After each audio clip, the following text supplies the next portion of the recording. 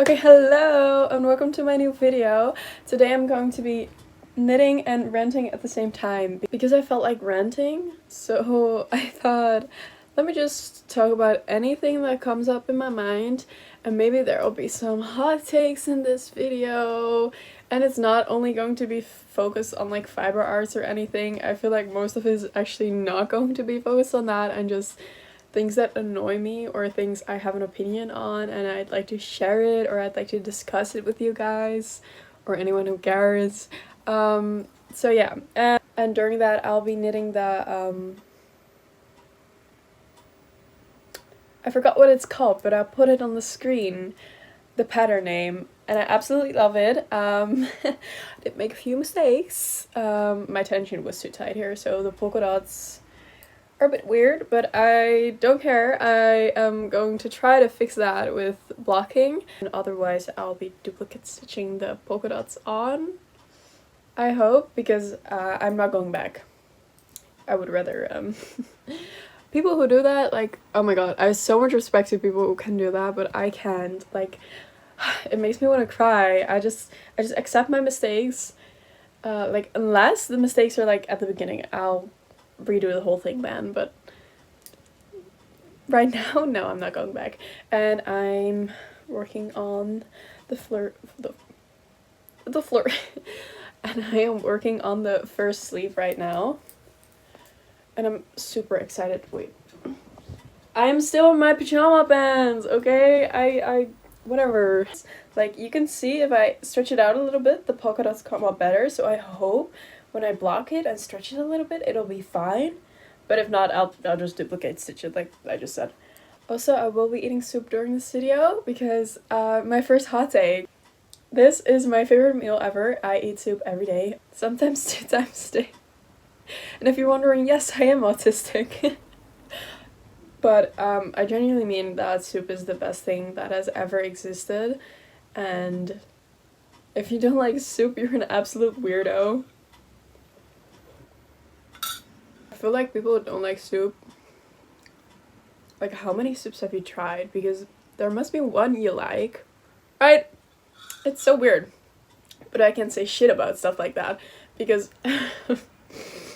because I'm such a picky eater. I cannot shame anyone for not eating something, but I will if it's soup. Like, what? That's so weird.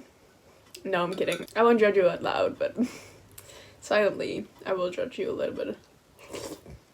This whole idea of just ranting about something kind of started when somebody DM'd me. And he was like, oh, you've been really doing good. You're like, oh, as an influencer, blah, blah, blah. You could say knitfluencer. And now the word knitfluencer triggered something in me that was like, oh, yeah, I like that. But the influencer, like, on one side I was gagged. I was like, thank you. I mean, I have been working on, like, making a lot of videos because I'd like to have some fun people to talk to. But on the other side, it was like, because the way I see influencers, like, I'm gonna explain that. The way I see influencers, especially influencers now, and we're making a difference between content creators and influencers, like influencers that are only influencing you to buy products. I feel like they're just advertisements for brands, and I just don't agree with that. I think I just don't agree with that because there's already so much overconsumption going on that there's no need for people to be saying, don't run to this because you really need this. No, Karen, you do not need 5 different mascaras in your routine. 1 is fine. Putting me that little influencer box is just terrifying for me because that is the last thing I want to support. But like, knitfluencer is different because you're like supporting artists who have made patterns you could be talking about, or yarn that people make, or just influencing people to make stuff. Like, that is different because unless you have like a really bad yarn buying habit and your stash is way too big, I mean, that would be a problem. But making things is so important. It's good for your brain. Also, influencers who are like influencing you to have a better mindset about yourself or about certain political views that are important, or just to be aware of things that are going on in the world. Like, I feel like that is the good part of influencing. and not helping shitty brands gain more and more attention, which we really don't need. Like, that is, I don't know, it was just interesting to me that I was like, at first I was like, gagged, yeah, call me an influencer, and then I thought a little bit more about it, I was like, no, it really depends on how I'm influencing people, because I don't want to be influencing people to buy stuff. Like, literally, if somebody asks my lip combo or any makeup combo and there's a brand in there I was unaware of that I use animal testing, and I'm like aware of it right now, I would not tell you what I'm wearing on my face. Like, I would not. I would lie and I would tell you something similar. And you could say that's gatekeeping. But I feel like that is positive gatekeeping because we don't need that. Yeah, I just don't think I would call myself an influencer. I think I would just call myself somebody who posts her art on the internet. I wouldn't even come close to being a content creator because I feel like those are people with like millions of followers that I meet. I'm super niche. I'm super different. No, that's just, I don't know. I think that is my little rant about that. And on the other side, like I just talked about people who influence you on certain political views. Like, there's a difference. Like, I find this topic so interesting because on one side, and I think especially with the celebrities and not even maybe influencers, we look at so many celebrities and we're like, I should speak up about this or that. And I fully agree. It is better to speak up than not. But on the other side, I'm also concerned about so many people who are like, yeah, I started supporting this because my favorite celebrity said it was smart.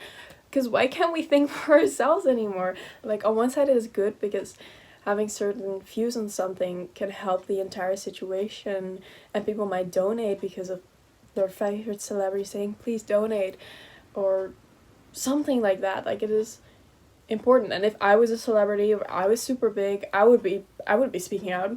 I would be talking about Palestine. I mean, I already tried to, but like, I don't have that following to even influence people.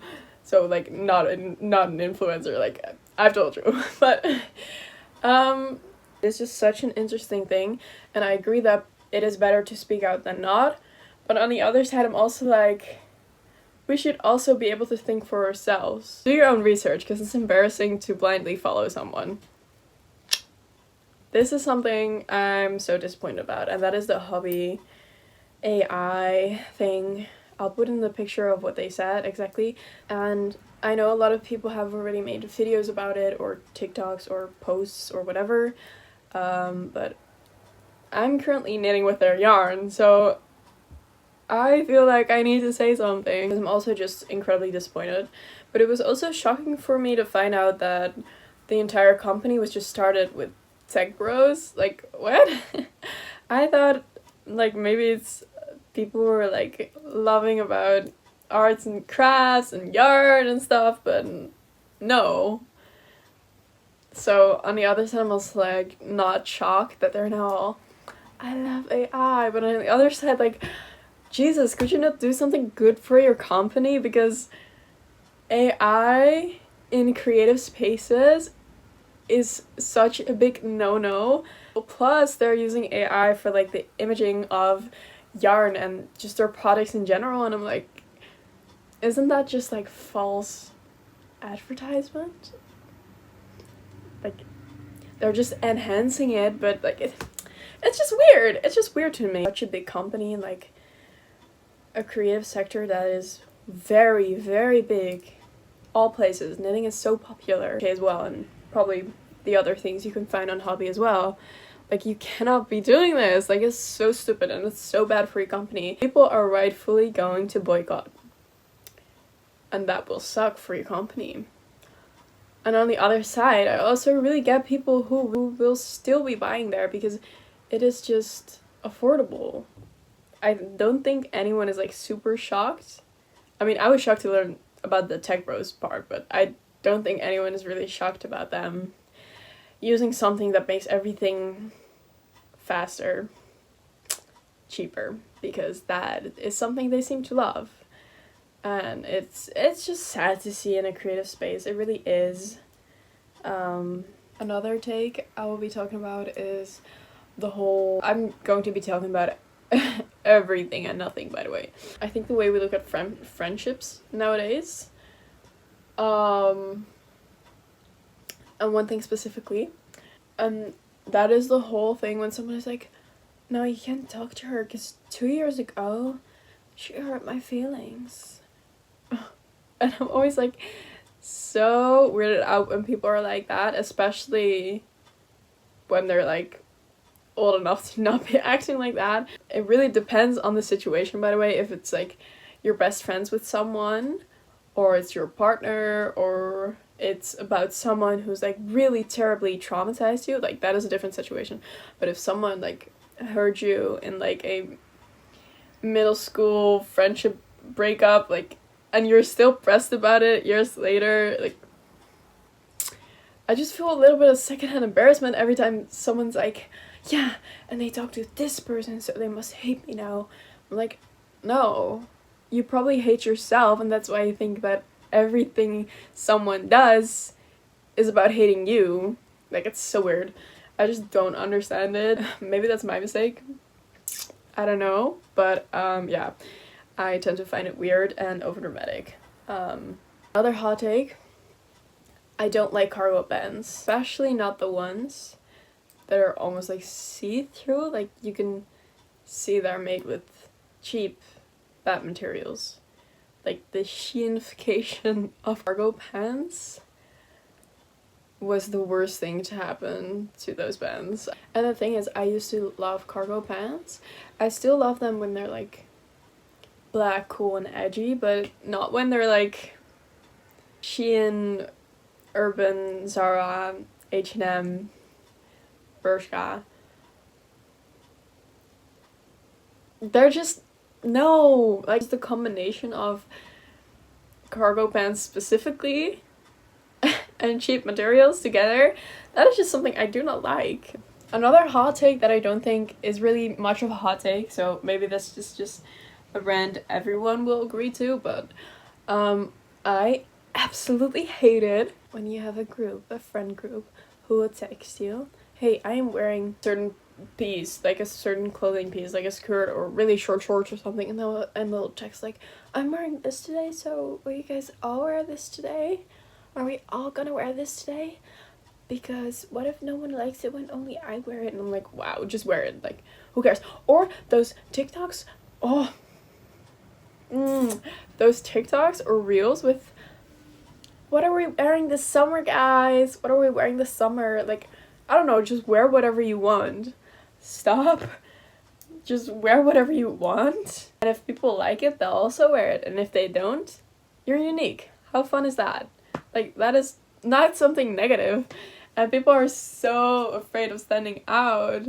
And I just don't get that. Just wear whatever you want. It's not that I'm like blaming those girls. It's definitely caused by society and the way we treat people, but